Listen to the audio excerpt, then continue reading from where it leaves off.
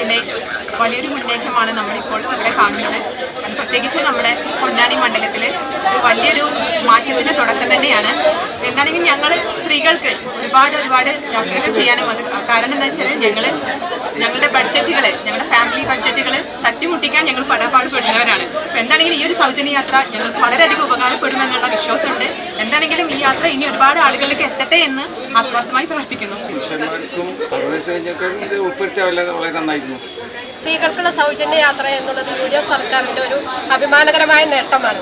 രാഹുൽ ഗാന്ധി പ്രഖ്യാപിച്ചിട്ടുള്ള അഞ്ചിന ഗ്യാരണ്ടിയിൽ ഒന്നാമതായിട്ട് പറഞ്ഞതായിരുന്നു KSRTC സൗജന്യ യാത്ര. കേരളത്തിലെ മൊത്തം വനിതകളെ സംബന്ധിച്ച് ഒരു ചരിത്ര നിമിഷം തന്നെയാണ്. ഞങ്ങൾ യാത്ര ചെയ്തു തുടങ്ങിയിട്ട് കുറേ കാലമായി.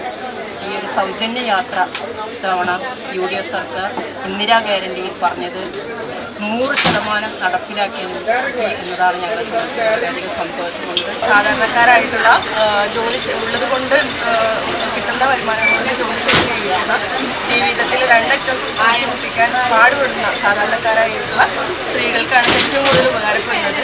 എന്തായാലും ഇതൊരു ചരിത്ര നിമിഷമാണ്. വളരെയധികം ആവേശവും സന്തോഷവും ഒക്കെ തോന്നുന്നുണ്ട്. സ്ത്രീകളെ ചേർത്ത് പിടിക്കുന്ന ഈ ഒരു സർക്കാരിന് എല്ലാവിധ ഭാവുകങ്ങളും അഭിനന്ദനങ്ങളും നേർന്നുകൊണ്ടുവരുന്നു.